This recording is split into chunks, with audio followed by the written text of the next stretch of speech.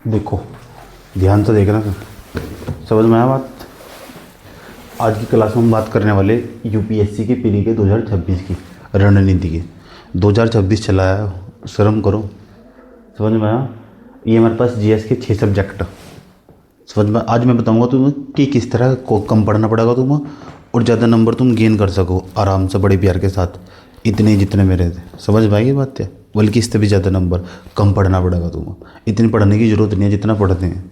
Films के लिए तो इतना मत पढ़ो बिल्कुल भी। क्या चीज़ इंपॉर्टेंट है, क्या रणनीति होगी, टेस्ट भी कितने लगाने, ध्यान से समझ रहे। सी सेट हमारे पास, सी सेट के अंदर रीडिंग कॉम्प्रिहेंशन है और दूसरे नंबर पर हमारे पास रीजनिंग है और तीसरे नंबर पर मैथ का एक चैप्टर लिया हमने, नंबर सिस्टम। इतने तो तुम्हारा काम चलने वाला, कम चल जाने वाला। तो मैं तुम्हें ई बत पढ़ने का तरीका बताऊंगा कि पढ़ना किस तरह, कौन कौन से चैप्टर पढ़ने और टेस्ट किस किस का होगा। यहाँ समझ बात किया। डेली 2 बजे के आसपास, 2 PM के आसपास एक तो रीडिंग कॉम्प्रिहेंशन का और रीजनिंग का तो डेली टेस्ट होने वाला। रीडिंग कॉम्प्रिहेंशन का और हमारे पास रीजनिंग का तो डेली चैप्टर का टेस्ट होने वाला, जो मैं दूंगा खुद ही अपने आप ऑटोमेटिक। ये कभी नहीं बचने का। डेली रात को 9 बजे टेस्ट होगा इन चैप्टरों का, जिनका मैं दूंगा यहाँ से। समझ में आया बात। ये चैप्टर वही हैं जिनसे यूपीएससी बार बार सवाल पूछता। एक तो तरीका, तुम क्या कर जाकर सारा का सारा पढ़ना स्टार्ट कर दो। सारा नहीं पढ़ना, ये कुछ छः सब्जेक्ट के अंदर कुछ ही चैप्टर जो इंपॉर्टेंट होंगे, जो कम से कम आराम से 2 महीने में आराम से पूरे करे जा सके, बहुत बड़े प्यार के साथ, अगर एक बार सिलेबस पढ़ा हुआ तो।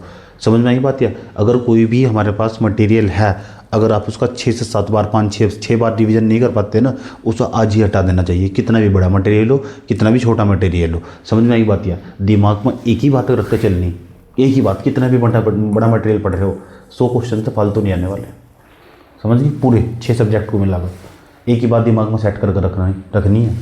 हो सकता है इससे 15 सवाल आ जा, 15-20 सवाल, 15 हो सकता है इससे 15 के आसपास सवाल आ जा। सारे सवाल नहीं आ सकते, सारे सवाल नहीं आ सकते पेपर में, सारे चैप्टर से नहीं आ सकते। इसलिए कुछ ही चैप्टर इंपॉर्टेंट होंगे और कुछ ही चैप्टरों के कुछ ही टॉपिक इंपॉर्टेंट होंगे। समझ में आई बात। या तो मैं अपने अनुभव और दावे के साथ कह सकता हूँ, बड़े प्यार के साथ, कि इन चैप्टरों को अगर तुम पढ़ कर लेके चले जाओ, जो मैं चैप्टर के नाम लिखवाने वाला हूँ यहाँ से, उन्हीं चैप्टरों के अंदर मैं पर्टिकुलर वो टॉपिक भी बता दूंगा कहाँ से सवाल पूछ रहा है। इतना भी मुझे समझ हो चुकी इसकी। समझ में आया बात। या पॉलिटी के अंदर भी वही टॉपिक, इकोनॉमिक्स के अंदर भी, इन्वायरमेंट के, और हिस्ट्री को सबसे लास्ट में लेना। सबसे लास्ट में याद करने वाला डेटा हो, सबसे लास्ट में रखना हिस्ट्री को। पता लगा तुमने अभी स्टार्टिंग में हिस्ट्री पढ़नी स्टार्ट कर दी, तब तक तुम पेपर तक पहुंचोगे तो तुम्हारा डब्बा गोल हो जाने वाला। इसलिए हिस्ट्री को सबसे लास्ट में। और फिर साइंस एंड टेक्नोलॉजी, बहुत छोटा सब्जेक्ट है, बहुत ज़्यादा नंबर दे सका, बच्चे इग्नोर करते हैं। समझ आई बात। है आजकल इसके सवाल भी कमी आ रहे, लेकिन इस बार इसकी वेटेज बढ़ सकता। तो हम बताते हैं तुम सेफ जोन में कैसे जाओगे। सेफ जोन में कैसे जाओगे, तो हमने कहा भाई 15 क्वेश्चन के आसपास इसके मान लो जियोग्राफी, बल्कि 18-20 क्वेश्चन भी जियोग्राफी के आ रहे हैं। तो जियोग्राफी का वर्ल्ड जियोग्राफी और इंडियन जियोग्राफी, वर्ल्ड जियोग्राफी के कौन से चैप्टर होंगे जो ज़्यादा इंपॉर्टेंट होंगे, वही पढ़ने और उनका ही PYQ लगाना। और सबसे महत्वपूर्ण चीज़ हो यूपीएससी के लिए, सबसे ज़्यादा महत्वपूर्ण PYQ। इसके बिना तो पत्ता भी नहीं हिल सकता इसका, याद रखना बात है। इसके बिना कुछ भी नहीं हो सकता। PYQ केवल करना ही नहीं कि PYQ मेरे को आ गया। PYQ क्वेश्चन रिपीट भी होंगे। पहला एडवांटेज होगा, इसके क्वेश्चन भी रिपीट होंगे। और दूसरा एडवांटेज होगा, इसके ऑप्शन की सेटिंग भी चेक करनी है तुम। याद रखना बात है, बड़ी इंपॉर्टेंट बारीकी वाली चीज़ भी है। ये मैं क्लास में भी करवाने वाला हूँ तुम।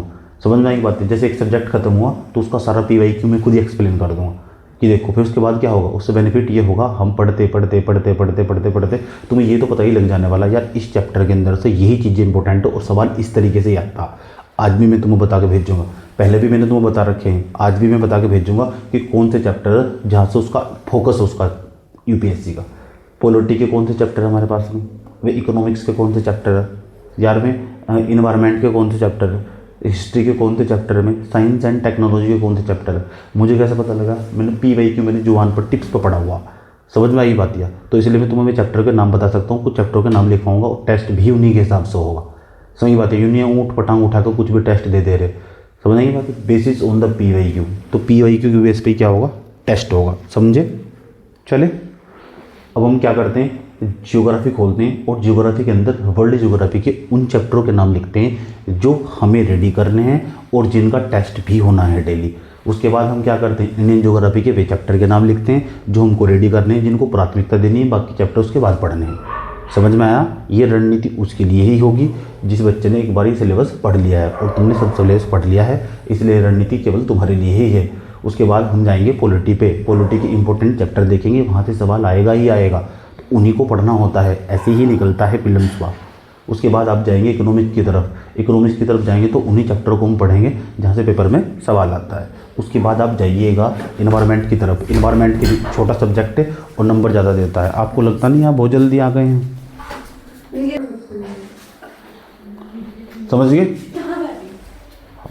किसकी बात कर रहे थे हम बात कर रहे थे ज्योग्राफी की। ये जीएस के अंदर हमारे पास 6 टॉपिक होंगे हमारे पास। 6 मतलब 6 सब्जेक्ट हो गए। इन 6 सब्जेक्ट के अंदर जो जो चैप्टर इंपॉर्टेंट होंगे केवल उन्हीं पढ़ना, उन्हीं का ही टेस्ट होगा। समझ में आया मैंने क्या कहा?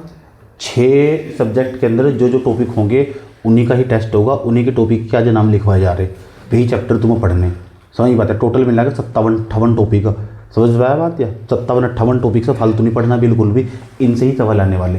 ये हमारे पास ये सी सेट इतनी सी मेहनत करनी तुम, सारा पूरा पक्का रखा हुआ है, याद रखना बात। या इतनी सी मेहनत, बस थोड़ा सा गति आ जानी चाहिए। एक तो कंसिस्टेंसी चाहिए, लगातार एक भी दिन गैप नहीं आना चाहिए। मर जाओ मिट जाओ, समझ मर जाओ बे, लेकिन टेस्ट मत छोड़ना, याद रखना बात है।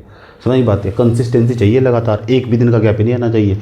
जब जाकर तैयारी गड्डी दौड़ेगी तुम्हारी। समझ में आया बात है? एक भी दिन का गैप।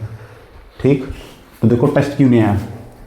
टेस्ट नहीं दिया ना, टेस्ट भेजो भाई जी। कहाँ हो? टेस्ट क्यों नहीं भेज रहे? तो वही बात है, काम क्यों नहीं दिया आज? काम लिख पाकर लेकर जाओ। समझ में आई बात है? पॉलिटी का हमारे पास, पॉलिटी के इंपॉर्टेंट चैप्टर, सारे चैप्टर इंपॉर्टेंट नहीं है, सारे टॉपिक भी इंपॉर्टेंट नहीं है।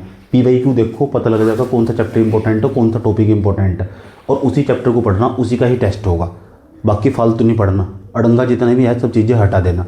समझ में आई बात? यार डेली 50 क्वेश्चन रीजनिंग के दे जाकर निकालने को तुम, 50 क्वेश्चन, उन्हीं का ही टेस्ट भी होगा। 2 PM के आसपास जाकर, जहाँ भी तुम बैठे हो किसी कोने में, 1 घंटे के बीच में टेस्ट देने चले जाओ। 10 के आसपास रीडिंग कॉम्प्रिहेंशन लगाओ, 10 रीडिंग कॉम्प्रिहेंशन पढ़ो अच्छे तरीके से तमीज़ से, और 10 उसके बाद 10 क्वेश्चन इसके रीजनिंग के आगे टेस्ट में 20 क्वेश्चन करे 1 घंटे के अंदर, चलो समाप्त होगा। क्या होगा? डिसिप्लिन में आ जाओगे।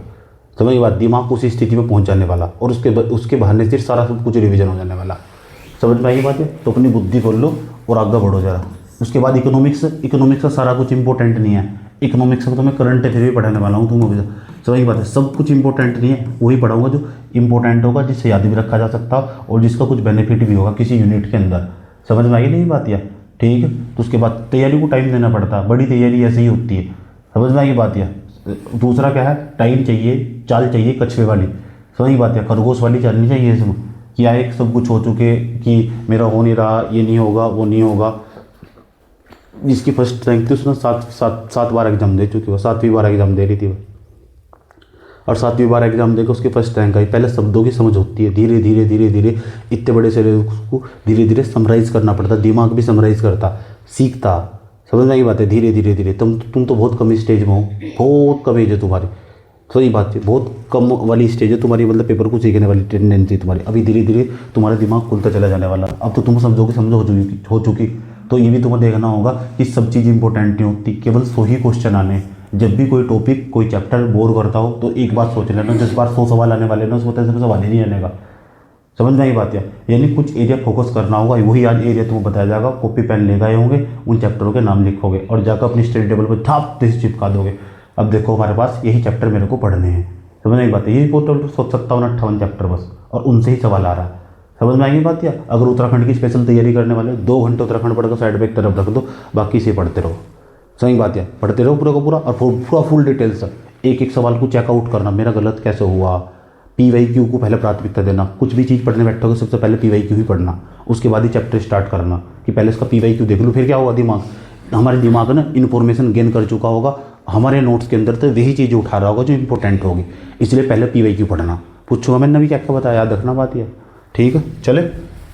तो आज हम सबसे पहले बात करने वाले जियोग्राफी की, कि जियोग्राफी के कितने क्वेश्चन आते हैं। लगभग 15, 18, 20 के आसपास क्वेश्चन आते हैं। ठीक है। पॉलिटी के हमारे पास यहाँ करंट अफेयर है ही नहीं। कौन सा करंट अफेयर? कोई मतलब ही नहीं है करंट अफेयर का। 10 क्वेश्चन दिखा दो तो मुझे करंट अफेयर के 10 टोटल मिलेगा जीएस के अंदर। कोई रोना नहीं है करंट अफेयर का, सारा स्टैटिक्स, सारा अपना खुद का नोट्स था, बस टिप्स बजाना चाहिए। ऐसा करो, वो जो नोट्स है ना सारा का सारा टिप्स बजाना चाहिए। समझ नहीं बात है? तो सुबह को बैठो और शाम को जाकर उठो, यही रणनीति, और कोई स्ट्रैटेजी नहीं है। समझ में आई बात है? क्या पढ़ना वो मेरा काम होगा, समझ बात है, और टेस्ट देना वो तुम्हारा काम होगा।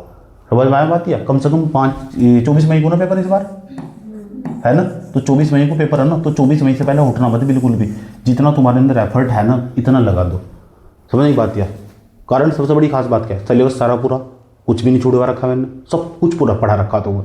उसके बाद क्या करना, सिर्फ रिवीजन करना, और रिवीजन भी इस बार तो उन्हीं चैप्टरों का करवा रहा हूँ मैं जो पेपर मांगे।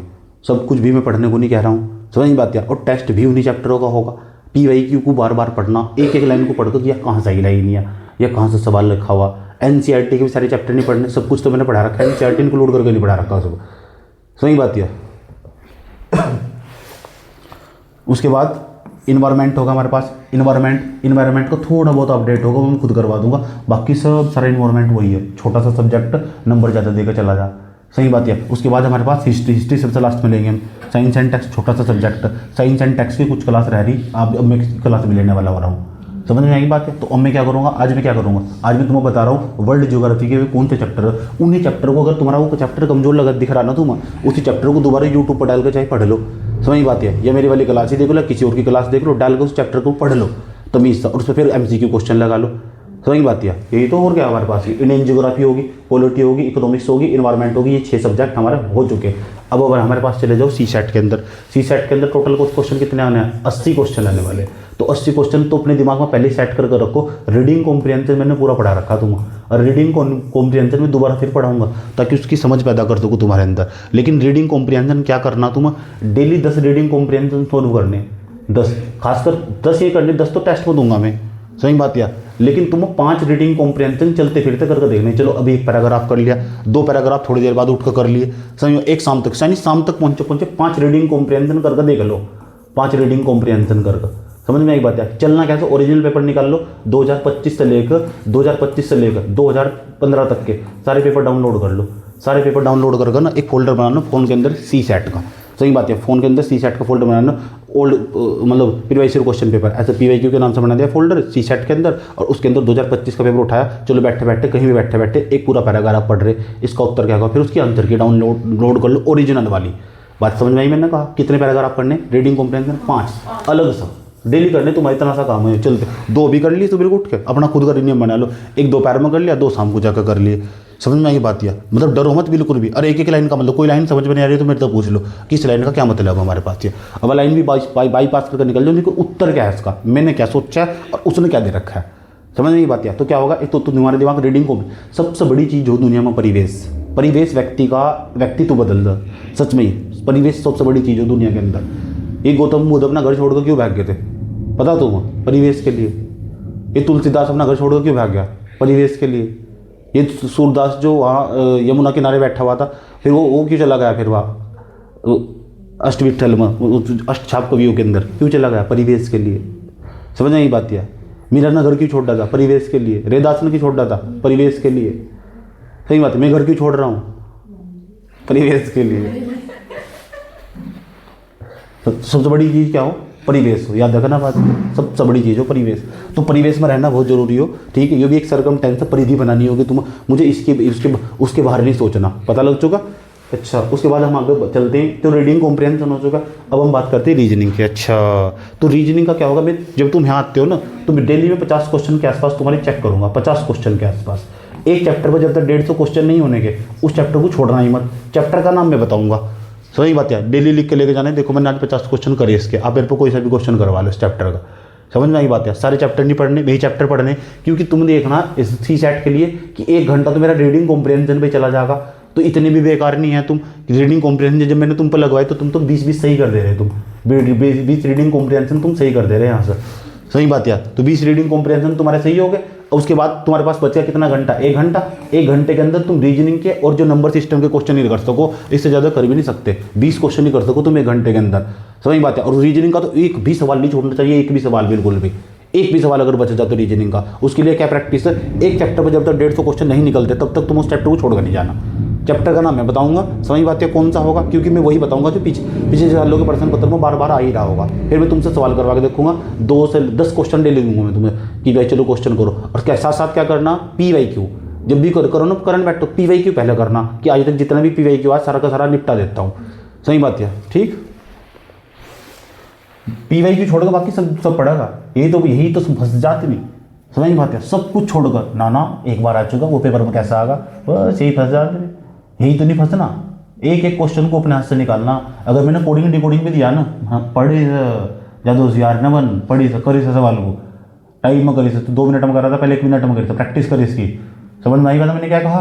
समझ में आई बात? ठीक है, देखो चैप्टर देखो कितना मैंने कहा कितने क्वेश्चन बचा काटना 150 क्वेश्चन पर, चाहे चैप्टर कितना भी पक्का पता लग रहा है आसान क्वेश्चन है ये तो 1000 है, तो उसके उसी चैप्टर के डिफिकल्ट क्वेश्चन निकाल लो, यूट्यूब से ढूंढ कर निकाल लो। मैंने कहा था केपी सिंह की बुक ले लो, केपी सिंह की बुक नहीं यूज़ कर सकते, दूसरी बुक लेकर आओ, हार्ड और डिफिकल्ट क्वेश्चन निकाल लो। ऐसे बस 15-20 चैप्टर पढ़ने फालतू नहीं। समझ बात या प्रीलिम्स होगा तो फिर मेंस की तो तुम्हें टेंशन ही नहीं है। बता क्या टेंशन हो तुम? एक एक चीज़ का जो एक एक क्वेश्चन को मैंने साइड में करके उसका नोट्स बनाकर साइड में करके रखा हो, इतनी सी मेहनत करनी पड़ेगी सिर्फ। समझने की बात है, इतनी सी। ये देखो हमारे पास जियोग्राफी, वर्ल्ड जियोग्राफी। अब हम चलते हैं वर्ल्ड जियोग्राफी की तरफ। तो वर्ल्ड जियोग्राफी के चैप्टर के नाम लिखो फटाफट स्पीड से।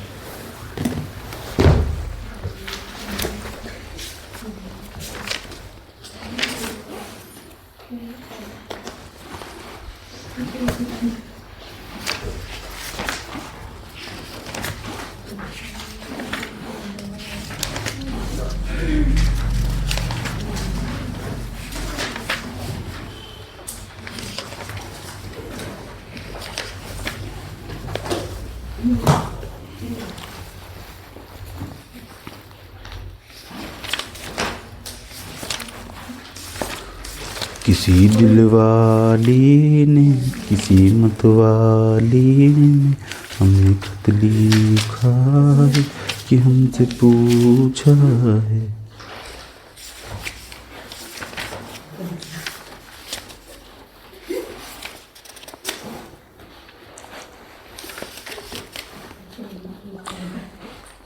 कभी कभी जो सवाल आया ब्रह्मांड और सौरमंडल से भी सवाल आया। चैप्टर नंबर 1 लिखो, पढ़ा रखा है मैंने वर्ल्ड जियोग्राफी का पहला chapter, world geography chapter number 1 ब्रह्मांड एवं सौरमंडल, सोलर सिस्टम वाला चैप्टर पूरा का पूरा, यूनिवर्स एंड सोलर सिस्टम पूरा पढ़ा रखा है मैंने।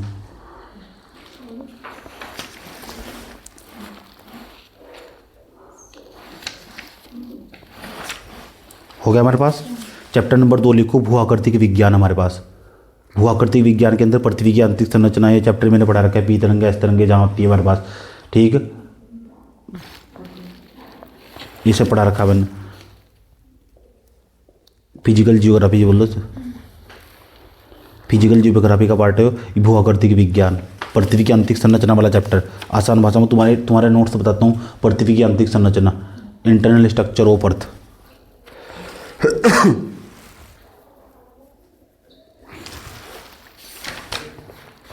तीसरे नंबर का चैप्टर हमारे पास जलवायु एवं जलवायु प्रदेश, क्लाइमेट स्टेट, क्लाइमेट के बारे में पढ़ना। इसकी पूरी यूनिट पूरी क्लास ली थी मैंने इसकी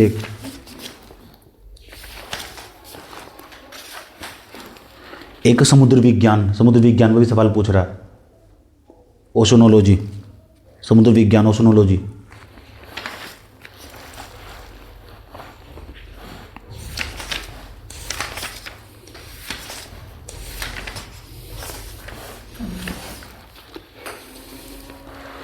उसके बाद मैपिंग, मैप से सवाल पूछता, वर्ल्ड मैप, खासकर अफ्रीका का मैप, कांगो घाटी वाला अफ्रीका का मैप, इससे बार बार सवाल आई।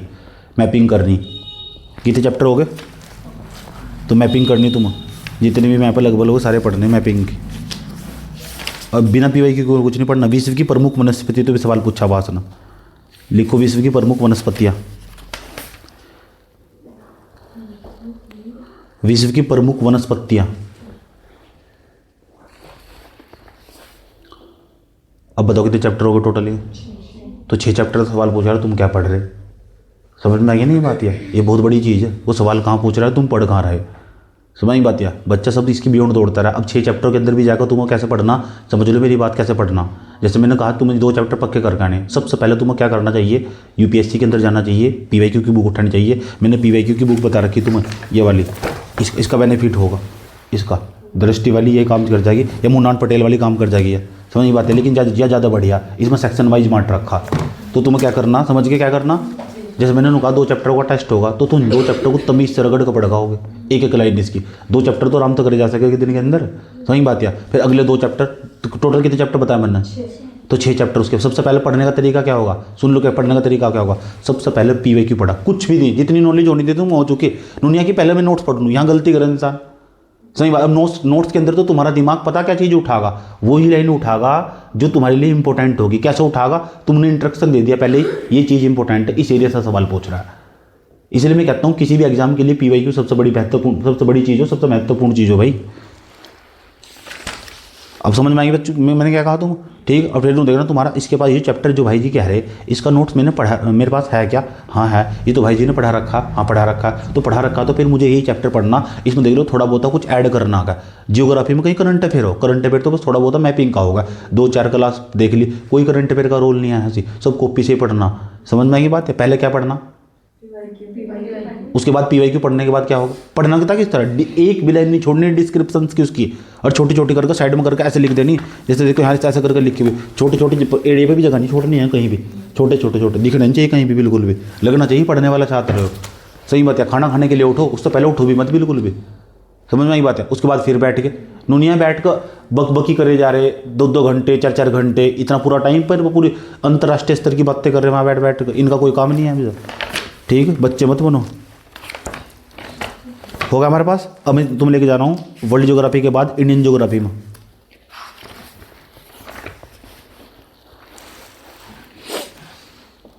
सवाल कहाँ से आ रहा, ध्यान से सुन लो, सवाल आ कहाँ से रहा।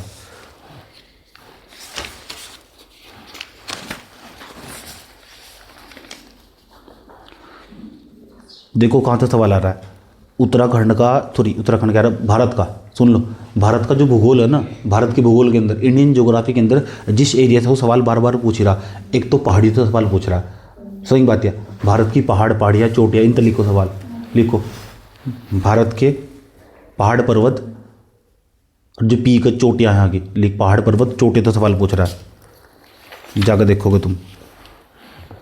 और नदियाँ, कोमा लगा के लिख दो नदियाँ, नदियों तो सवाल पूछ ही रहा बार बार। ठीक है, इसके ब्रैकेट में लिख दो अपवह तंत्र, एक पूरा चैप्टर है अपवह तंत्र का, नदियों वाला, ये पढ़ा रखा मैंने, तुम अपवह तंत्र लिख दो।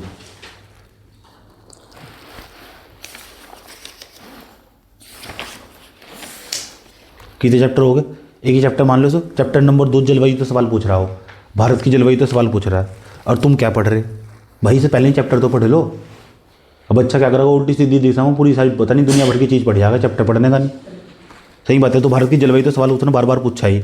उसके बाद प्राकृतिक वनस्पति, प्राकृतिक वनस्पति चैप्टर नंबर 3 लिखो, प्राकृतिक वनस्पति, प्राकृतिक वनस्पति से सवाल पूछ रहा है।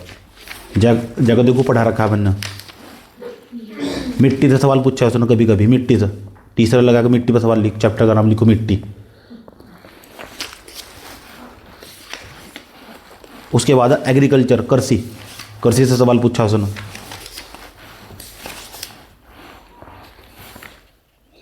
एग्रीकल्चर लिखो, कोमा लगा के एग्रीकल्चर। अगला चैप्टर,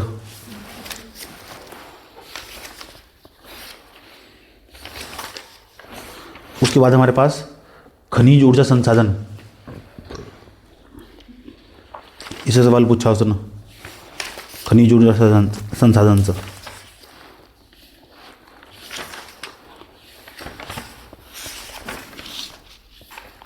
उसके बाद जल संसाधन, कोमा लगाकर अगला चैप्टर हमारे पास जल संसाधन। अगला चैप्टर लिखो, जल संसाधन है पूरा, वाटर रिसोर्स।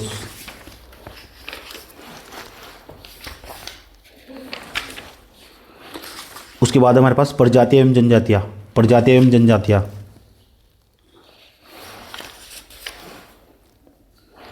प्रजातियां एवं जनजातियां। उसके बाद हमारे पास परिवहन, खासकर बंदरगाह तो पक्का सवाल पूछा उसने। उसके बाद हमारे पास परिवहन। अब बता टोटल कितने चैप्टर हो गए। ठीक, और तुम क्या पढ़ रहे हैं, एक दिन में 2 चैप्टर नहीं पढ़ सकते तुम, एक दिन में 2 चैप्टर पढ़ सको, नहीं पढ़ सकते, आराम से पढ़ सको। तो एक यूँ बताओ मुझे, वर्ल्ड ज्योग्राफी में कितने चैप्टर है, तो 3 दिन में खत्म नहीं होने किया, क्योंकि वही चीज़ पढ़ो ना जाएगा, क्यों चक्कर में पढ़ रहे फालतू के। और उसका भी एडवांस लेवल पढ़ो इन चैप्टरों का। अगर तुम ज़्यादा ही पढ़ने वाले तो ज़्यादा होशियार हो ना तुम, तो तुम्हें क्या करना है, इनका एडवांस वर्जन पढ़ो जाएगा। समझ में आई बात है। और इनके MCQ क्वेश्चन लगाओ इन्हीं से रिलेटेड, कि इनके MCQ क्वेश्चन कहाँ मिलेंगे। आज मैं तुम्हें MCQ क्वेश्चन लगाने का तरीका भी बता के भेजूंगा कि कैसे MCQ क्वेश्चन लगाते हैं, और डिफिकल्ट लगा सकते हो तुम।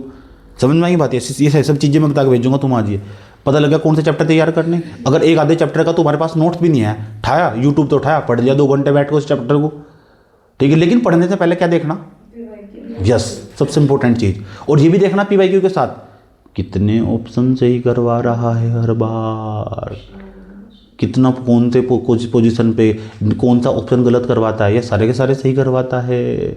ऑप्शन भी चेक करने, यही UPSC के PYQ की ताकत है, समझ गए।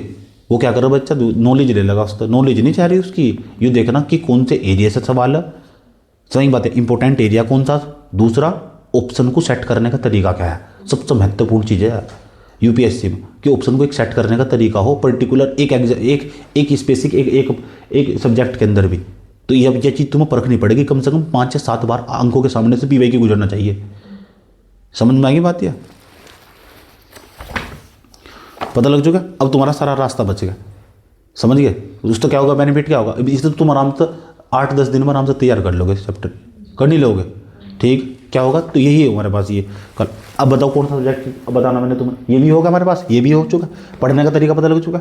अगर कोई चैप्टर तुम्हारे पास कमजोर हो तो एडवांस लेवल पर जाकर पढ़ना, समझ नहीं बात है। कोई चैप्टर तुम्हारा कमजोर होगा, एडवांस लेवल पर जाकर पढ़ना। हर एग्जाम की अलग अलग रणनीति हो, आप एक ही दवाई सभी मरीजों को नहीं दे सकते। UPSC के एग्जाम में मैं PCS के साथ मर्ज करके नहीं पढ़ा सकता इसे, समझ में आई है बात। या तो उसके क्वेश्चन का नेचर भी अलग है, प्रकृति भी अलग है उसकी, बिल्कुल समझ में बात है। PCS का क्वेश्चन बहुत आसान है, इसका क्वेश्चन काफ़ी डिफिकल्ट है। लेकिन बच्चे समस्या कहाँ, ऐसे लगा बच्चों को बहुत बड़ा सिलेबस है। जब भी तुम लगा ना बहुत बड़ा सिलेबस है तो क्या सोचना, 100 क्वेश्चन आएंगे और जियोग्राफी के क्वेश्चन आएंगे। चैप्टर यही है, आज तक इन चैप्टर तो बाहर सवाल नहीं है, जाकर दिखा दो मुझे, इन चैप्टर तो बाहर तक आज तक सवाल नहीं है। तो मैं क्यों पढ़ूँ, सिर्फ मदद क्यों करूँ फालतू के, समझ में आई बात। है मैंने पिछली बार लास्ट वाला अटैम्प्ट दिया जिसमें मेरे 120 के आसपास नंबर बैठेंगे, इसमें 15 दिन पढ़ा मैं कुल, मैंने एक भी टेस्ट नहीं सोल्व करा, सिर्फ PYQ कम से कम 5-6 बार तो मैंने लपेट दिया। सो चल चल चल चल चल चल चल चल चल चल ऐसा करो। अभी मैंने देखा हालत किताब की कैसी होती है, मैं बताता हूँ मेरी किताब की हालत कैसी, ये देखो, कहीं तुम इस पर जगह नहीं दिखा सकते, समझ गए। मैं तुम लाइन टू लाइन बता दूंगा उसका कहाँ कि कौन सी चीज़ हमारे पास कहाँ लिखी हुई, लाइन टू लाइन बता दूंगा। और ये भी बता दूंगा कौन से ऑप्शन पर किस तरह करके सेट होगा। तो क्या करो, बुद्ध दिन देगा मुझे, देगा पेपर निकालना क्या करना, या बदतमीजी करनी, बात समझ में आई है, ठीक।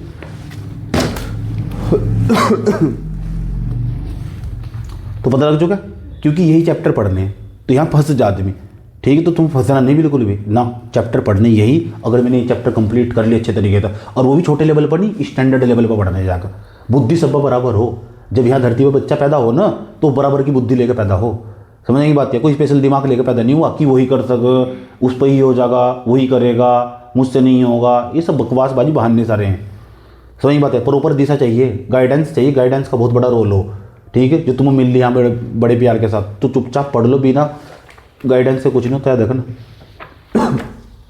अब बच्चा जिसे पता ही नहीं होगा वो कितना भटकता होगा, दुनिया भर का संसार बड़ी चीज़ पढ़ रहा है, जो इंपॉर्टेंट है पेपर में आगा वो नहीं पढ़ने का, यहीं तो फंस जा आदमी। खासकर हिंदी पट्टी वाइल्ड के बच्चे यहीं तो मर जाएँ, जो पेपर में आगा तो छोड़कर सब पढ़ेंगे, सब। जो पेपर में नहीं है, जो पेपर में नहीं आनेगा ना तो छोड़कर सब पढ़ेंगे, जो पेपर में आगा उसे नहीं पढ़ने के बिल्कुल भी। चलो कौन से सब्जेक्ट पे चलेंगे हमारे पास, पॉलिटी। चलो, भारत की राज्य व्यवस्था, उन्हीं चैप्टर के नाम लिखाऊंगा जहाँ तक बार बार सवाल आए हुए, ठीक है। फालतू बकवासबाजी नहीं बिल्कुल भी। पहले नंबर पर उद्देश्य का पढ़नी बहुत इंपॉर्टेंट है। पॉलिटी के चैप्टर का नाम लिखो, उद्देश्य का पढ़नी। उद्देश्य का मतलब प्रिम्बल, समझ नहीं बात। या उद्देश्य का, तो उद्देश्य को तमीज़ से पढ़नी। और मैंने इतने डीप में पढ़ा रखी है बहुत, उससे एक भी सवाल बाहर आता ही नहीं, इसलिए उससे तमीज़ से पढ़ना, उसी की MCQ क्वेश्चन लगाने। पढ़ने का तरीका क्या है, सबसे पहले पढ़ने का तरीका क्या बताया, हाँ समझ में आई बात। है सबसे बड़ी चीज़ हो किसी भी एग्जाम के अंदर एंट्री मारने के लिए, कॉन्फिडेंस। और कॉन्फिडेंस तभी पैदा होगा जब तुमने पूरे दिन बैठ कर किताबें बिताया होगा, पूरे दिन बैठ कर किताबें बिताया होगा, तो कॉन्फिडेंस खुद डेवलप हो जाएगा। उद्देश्य का होगी। दूसरे नंबर पर हमारे पास फंडामेंटल राइट्स, मूल अधिकार, मौलिक अधिकार, जो पढ़ा रखे ना चैप्टर उसके नोट्स के अंदर, उसी बार बार पढ़ना, एकदम मत भागना बिल्कुल भी उससे, ठीक है। लक्ष्मीकांत का एक लाइन उठाकर नोट्स के अंदर डाल रखा है, एक भी लाइन नहीं छोड़वा रखी, तो चुपचाप पहले नोट्स पढ़ो जाकर सीधा, उसके बाद हमारे पास मौलिक कर्तव्य का भी सवाल आया कभी कभी। चैप्टर नंबर 3 मौलिक कर्तव्य।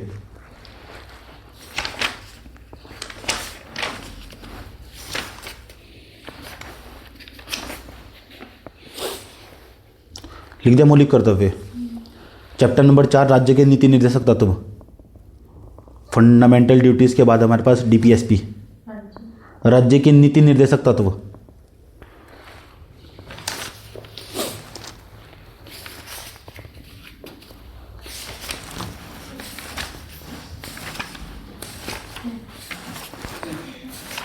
अब कहाँ से सवाल आते हैं ध्यान से समझना। ये बताओ हमारे पास जो गवर्नमेंट के कितने अंग हो? 3।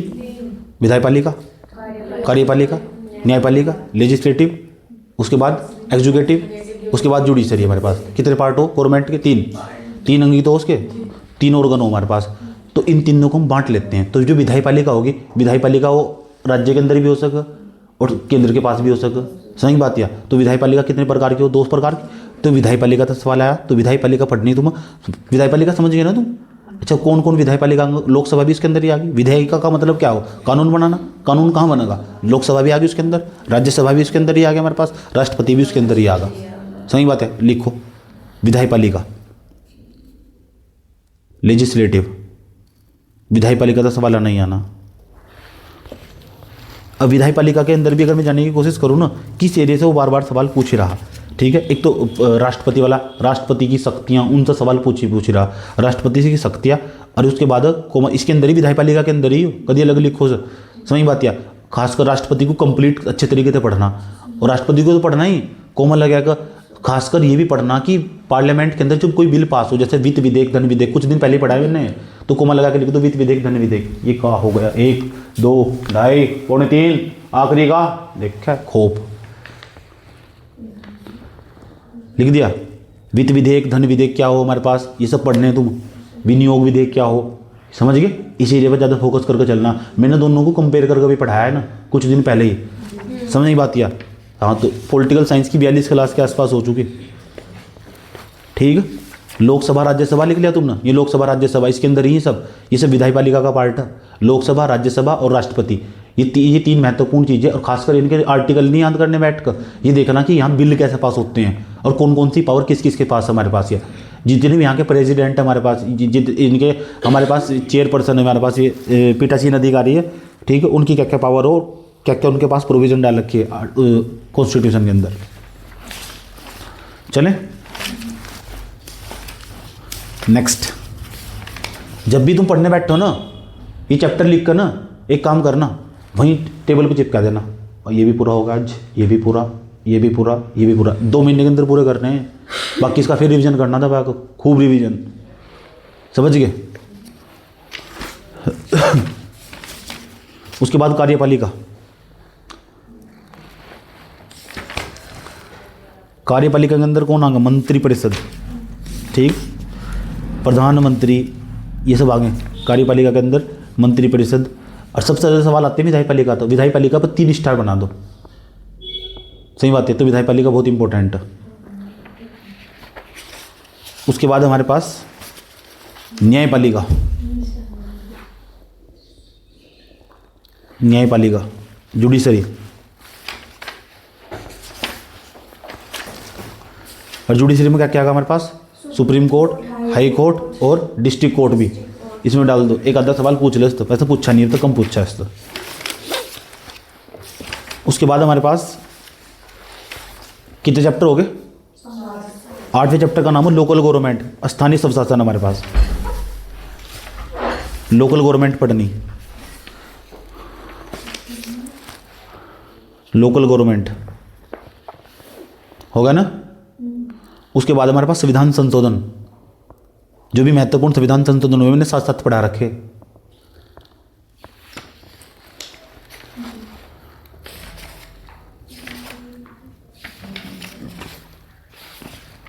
उसके बाद आयोग और परिषद, बहुत सारे आयोग और परिषद हमारे पास। काउंसिल। उसके बाद अनुसूची। अनुसूची खासकर 5वीं और 6वीं बहुत ज़्यादा इंपॉर्टेंट है, बार बार सवाल पूछ रहा है। डिटेल से पढ़नी 5वीं और 6वीं अनुसूची।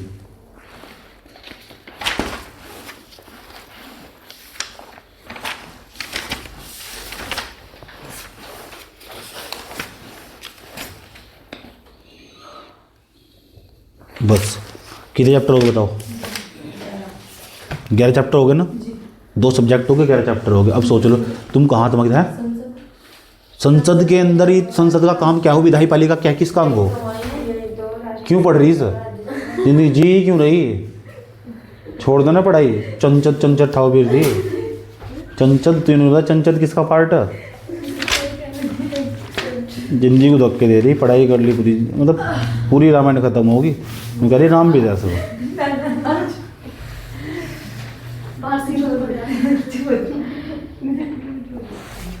कितने हो गए हमारे पास? 2 सब्जेक्ट खत्म हो चुके। ठीक, भूगोल भी खत्म हो चुके। अब हम चलते हैं, इसके बाद कौन सा आया? इकोनॉमिक्स। इकोनॉमिक्स के अंदर आते हैं हमारे पास 216 पेज।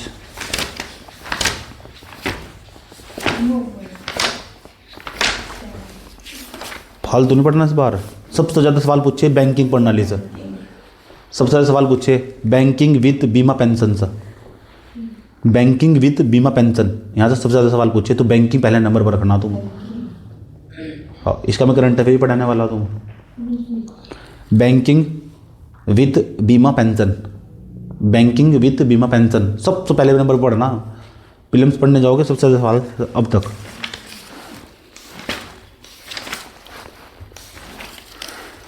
किसी दिल वाली ने, किसी मत वाली ने हमें खत लिखा है कि हमसे पूछा है। एक हमें पढ़ना फिजिकल पॉलिसी, राजकोषीय नीति एवं टैक्सेशन पढ़ना। फिजिकल पॉलिसी मतलब राजकोषीय नीति एवं कर संरचना, टैक्सेशन वाला चैप्टर पढ़ना। पढ़ा रखा मैंने पूरा डिटेल से। राजकोषीय नीति एवं कर संरचना।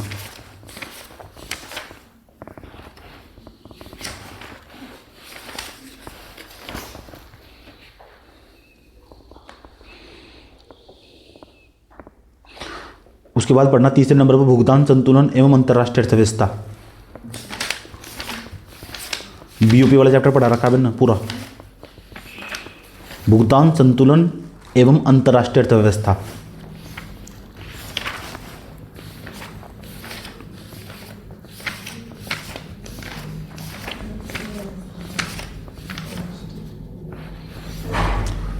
उसके बाद हमारे पास इंफ्रास्ट्रक्चर, अवसंरचना पर सवाल आ रहा है। अवसंरचना,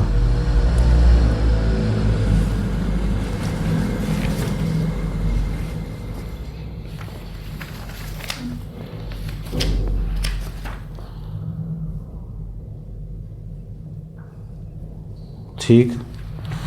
उसके बाद हमारे पास मुद्रास्फीति, very important, very very important.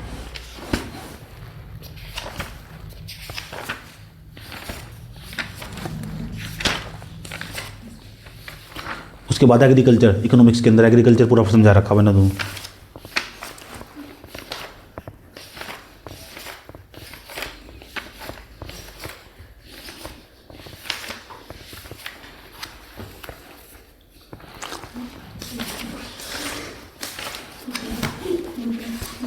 बस मुद्रास्फीति,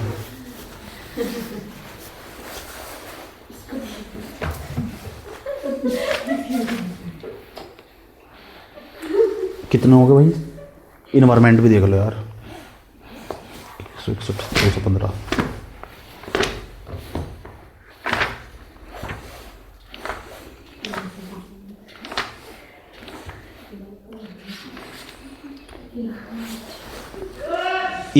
इकोलॉजी वाला चैप्टर मैंने पूरा पढ़ा रखा है। पारिस्थितिकी तंत्र वाला, इकोलॉजी वाला चैप्टर, पारिस्थितिकी तंत्र पहले नंबर पर रखना।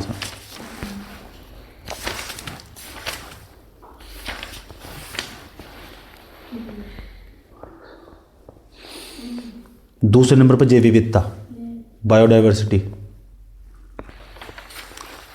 जैव विविधता।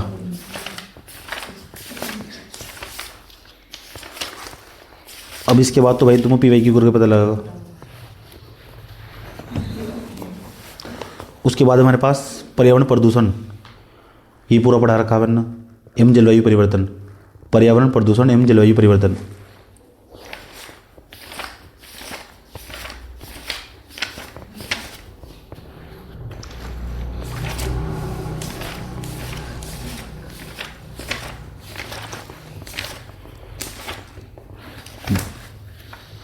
बस कितने हो गए चैप्टर? और कुछ नहीं। कौन सा चैप्टर जाएगा फिर? हिस्ट्री पे चले जाओ।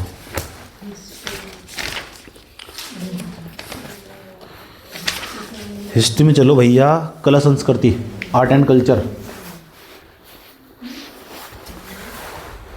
आर्ट एंड कल्चर, इसमें सबसे ज़्यादा महत्वपूर्ण, सबसे पहले नंबर पर PYQ ही पढ़ना तुम इसमें, और इसमें करंट अफेयर का ही सवाल होगा, 1-2 सवाल इसका। ठीक है, स्टैटिक्स पार्ट पढ़ने की कोई ज़रूरत नहीं है। ठीक है, आगे चलो भैया। सबसे पहले नंबर पर देखो, सुनो हिस्ट्री के अंदर क्या पढ़ना चाहिए? प्राचीन भारत का इतिहास। सबसे ज़्यादा जो सवाल आया हुआ, ध्यान से समझ लेना मेरी बात, ठीक है, फालतू चीज़ें पढ़ने की कोई ज़रूरत नहीं है। प्राचीन भारत पर जो सवाल आया ना सबसे ज़्यादा, क्या तो किसी की पुस्तक से सवाल आया, सही बात है, या फिर हमारे पास सवाल आया बंदरगाह से। ठीक है, ये उसका लोकेशन का नाम पूछा है, तो वे लोकेशन ही ट्रेस कर ली, इंपॉर्टेंट चीज़ है प्राचीन भारत के अंदर। ठीक है, या तो किसी कोई बंदरगाह से सवाल आया, पोर्ट से सवाल आया, समझ नहीं बात है, पुराना कोई पोर्ट्स होगा, या फिर हमारे पास सवाल आ रहा है पुस्तक से।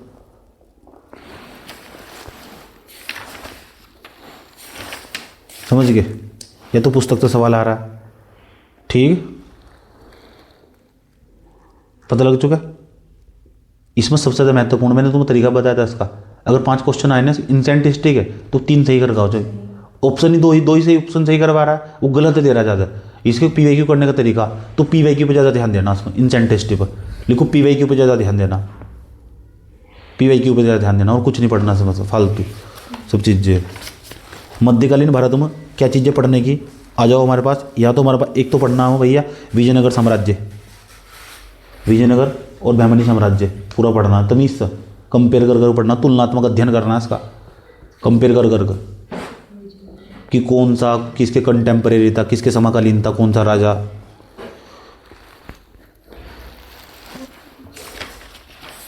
मध्यकालीन भारत में तो यही पढ़ना, और अकबर के बारे में पढ़ना, और खासकर उसका प्रशासन अकबर का, और कुछ नहीं।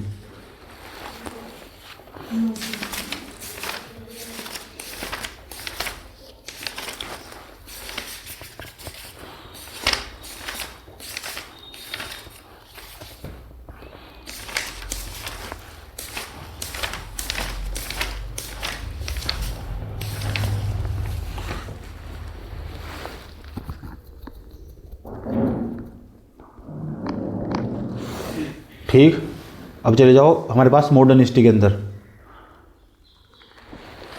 तो इसमें कहाँ से सवाल पूछा, किस एरिया से सवाल पूछा? वैसे तो मॉडर्न हिस्ट्री पूरी इंपॉर्टेंट है, इतनी बड़ी मॉडर्न हिस्ट्री है नहीं, मैंने 20 क्लास में समाप्त करवा दिया मॉडर्न हिस्ट्री को पूरी, कुछ नहीं छुड़वाया। तो उसमें तो लगभग सारे ही इंपॉर्टेंट हो, वो तो सारे ही पढ़ना तुम्हें।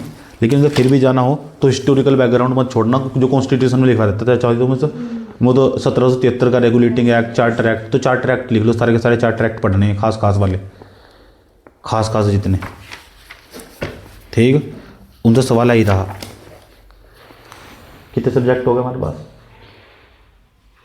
5 हो गए। छठा सब्जेक्ट में अभी आजकल पढ़ाने वाला हो रहा है साइंस एंड टेक्नोलॉजी। सही बात है, इसकी क्लास से ऐप पर भी जाएगी हमारे पास। ठीक, तो इसे छेड़ने की भी कोई ज़रूरत नहीं है, वहाँ साथ साथ बता दूंगा। और साइंस के क्वेश्चन इतना आसान भी है, बिना पढ़े भी सही कर सको तो साइंस के क्वेश्चन भी।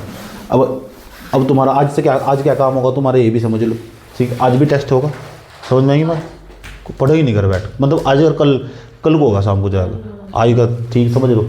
CSET हमारे पास, ये CSET के अंदर रीडिंग कॉम्प्रिहेंशन, और रीडिंग कॉम्प्रिहेंशन के बाद हमारे पास इसके अंदर सबसे ज़्यादा इंपॉर्टेंट देना रीडिंग कॉम्प्रिहेंशन को। 1 घंटा उस पर बीतेगा तुम्हारा, पेपर में महसूस करो अपने आप को बैठ कर। उसके बाद रीजनिंग होगी हमारे पास, रीजनिंग के बाद हमारे पास मैथ का एक चैप्टर होगा, नंबर सिस्टम, समझ गए? ठीक है, और क्या करना, रीजनिंग के 50 क्वेश्चन डेली निकालने, आज से ही दे रहा हूँ 50 क्वेश्चन निकालने के लिए। ठीक है, कौन से चैप्टर के निकालने वो मैं बताऊँगा अभी। इतनी बात बताऊँ, मुझे समझ में ही नहीं आई। टोटल मिलाकर कितने चैप्टर बैठे होंगे, टोटल काउंट करके बताइएगा मुझे, साइंस एंड टेक्नोलॉजी को छोड़कर।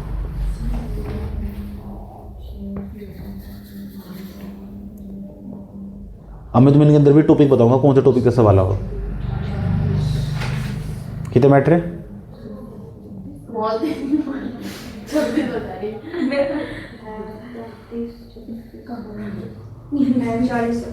40 टॉपिक है। सब सुन लो, मेरी बात सुनो। जब सिविल में सवाल आवा ना, 40 टॉपिक से सवाल आएगा। 40 टॉपिक के बाद सबकी ऐसी तैसी हो जाए सवालों में। जब कोई सवाल करने बैठे ना, 30-35 ही सवाल कर पाओ, उसके बाद सब शांत हो जा। उसके बाद जो जितना टेक्निक सीखी वो काम करो, समझ गए? तो आज तुम्हें काम दे के भेजा जाएगा, वो करना तुम्हें कल तक का तुम्हारा टाइम।